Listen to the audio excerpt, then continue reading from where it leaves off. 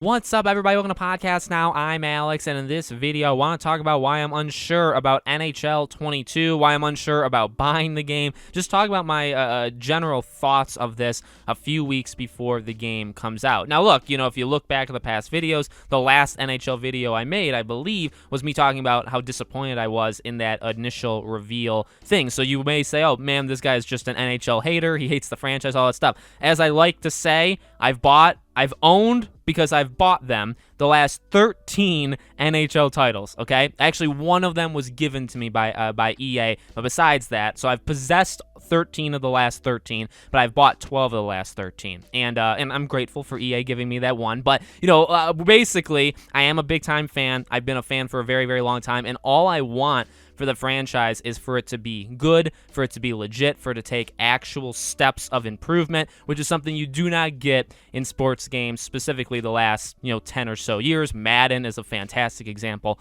of that. So here's the deal. NHL has always been different to me because I do think there is a general attempt to try to make these games at least a little bit better year over year. I've actually always said, I think the NHL franchise is the best. It's the most underappreciated. It's the most, EA literally could care less about the NHL franchise in general, right? It goes FIFA, Madden, NHL in terms of actually, if you throw in like UFC and stuff, maybe NHL falls even more. But in those three, NHL's dead last by like a long mile. The team is probably, I would assume, treated or just respected the least, in terms of EA's, just how much they give them for anything, right? So that's where I stand. What I will say is the Frostbite engine makes this game look a lot better. That's why, by the way, this is unsure. This is not a complete, I hate this game. I'm absolutely not going to buy it ever. But it's also why it's not this is a for sure day one buy. Couple of reasons for that. Number one, yes, I am impressed with how it looks. Yes, I do like the general improvements that it seems like the gameplay. Like the gameplay, I would say back maybe 2 years ago was really where they took a jump, where I felt like it was probably as close to hockey as you can possibly get. And I think they've stayed there really the past, couple of years. I think it was probably NHL 20 that did it, and then 21 and 22 look to be almost exactly the same. 22 obviously has the gloss of the Frostbite engine. Then you have like the X Factor, the superstar abilities. I mean, they tried that in Madden. I don't really think people liked it in Madden. I don't know. I'm not for sure, I guess, but it didn't seem like reception was all that high. We'll have to see how that performs in NHL, but I just feel like, and this is definitely a bold thing, because like I said, I do think generally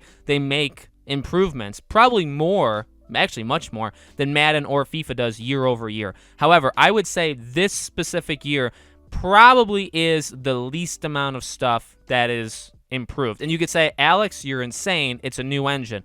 I get it, but they're just transferring it. And I get that that's harder than I'm like saying. They don't press the enter key and all of a sudden everything just uploads into it, right? I'm not saying that, but really the big focus of this year's hockey, this year's NHL game, is that it's on a new engine. That's it. You have the X Factor thing. I'm sure there'll be minor improvements here and there, be a GM or franchise, whatever. Like, there'll be small things, right? But overall, I really don't think there's going to be much at all. In fact, I've said this before. Normally, they go over, like, the big 5 things they're changing to the game, right? In terms of, like, new mechanics or just new huge improvements, right? And I've always said, like, if your thing that you want improved is not on that top 5 list, you're not getting it this year. The thing that worries me a lot, they didn't even do that this year. In fact, they normally do it every year. Madden does it pretty much every year. I think last year they did like 7 or 8 like improvements, right? But like they didn't even do that. This year it's X Factor and it's Frostbite engine. That's it. And that worries me a lot because I just don't. I guess you're buying it. You are buying this game for the engine. Let's not kid ourselves, right? We can be fans, and you can call me an idiot, and you can call me, whatever you want to call me. However, let's not kid ourselves, right? You are buying this game, if you are buying it, simply for the enhancements that you believe you're getting. And I say believe you're getting because it's kind of up to you how much you value, those enhancements. You're buying the game for the Frostbite engine crossover, for this game. And I believe really the biggest things that come with this game are going to be on next gen. So if you buy this game on last gen, that's also an issue. I also have a big problem with this game being $10 more just on next gen. I don't like, well, here's the deal. I like money. I think everybody kind of likes money. We don't necessarily like to spend it. I get gaming costs going up. I haven't been too hard on Sony for the $70 stuff. However, what I will say is it's $70 and they're games that are only on PS5. I guess sometimes they've done it where like a Miles game, it was $10 more on PS5 than PS4, but it still wasn't like a full $70 price. So look, they don't get out. I'm not saying like they're a perfect, example or stuff, but I haven't necessarily liked giving $10 more. But for NHL, it's like you're buying you'd be having to pay $70 for the next gen version, and are the improvements really worth that 10? And not even just that, not even like are the improvements worth 10, but are what you get on the $60 last gen version, is that even worth 60? You know what I mean? That's the biggest thing. It's not even the $10 jump. Is it worth the base price in the first place? So you have that. Those are obviously, I would say, the biggest like game reasons. If we're diehard NHL fans here, right, and we're looking at the game, why wouldn't I get a day one? Those would be some of the reasons. However, let me throw reason number 2, which I actually think is equally valid for just different reasons. EA games notoriously drop in value faster than, drop like a glass on the ground. EA games drop in value faster than that vase or that glass will hit the ground. It really does. You can probably, NHL comes out October 15th. I'd imagine by November 1st, let's give it like 2.5 weeks, you could get the game probably for $20 off. I would imagine by Black Friday, which is only literally a month and a week, right? You could probably get the game half off, $30. In fact, I believe last year, there was one year, I don't remember which year it was. Maybe it was last year, maybe it was 2 years ago. I got the game, I believe, like 2-3 weeks after the game. It wasn't even for Black Friday. It was right before Black Friday, and I got it for $30. I got it half off. And so that is a big, again, like that's not going to affect everybody. And if you have the money and you really want a day one, you're going to do it. I'm not telling you not to, by the way. These are my opinions, but these are also things that you can do. I'm not going to tell you what to do or what not to do, right? You have freedom on this channel, unlike maybe others. So that's the situation for me, though. I mean, if I can save $30, right? $30 is kind of a lot. If I can save half of this game by simply waiting 2 to 4 weeks. At the same time, by the way, there's a lot of other games that come out in October that I would like to play as well.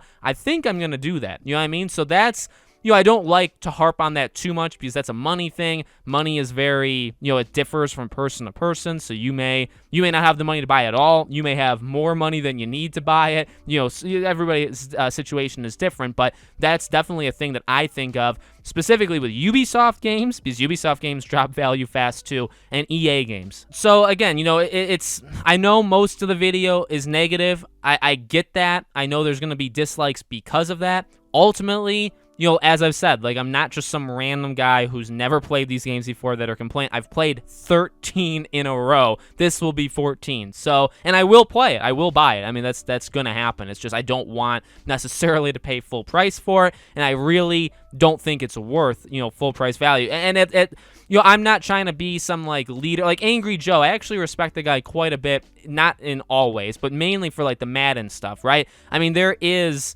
a level of me that does want to do that with NHL, where it's like, look, to get good sports, and I do believe this. I don't like to harp on it. I don't like to tell people what to do, right? Because I kind of like letting, people make their own decisions. I think that's kind of important, right? But at some point, these sports games are probably overall garbage, and they need big improvements. And I think the number one way you get that, well, number one is not making them yearly, right? Giving them a couple years to make a game, but also not supporting them when they literally just do reskins year after year. And now again, Madden I think is worse. NHL I do think is better than what Madden does, but I do think NHL could still vastly be better than what it is. And the only way we get that is, I don't know, well, somehow letting them do it, like 2 or 3 years to make a game, but also just not supporting when they don't make these improvements, right? Not supporting Hockey Ultimate Team or any of the Ultimate Teams in any of these games. So that's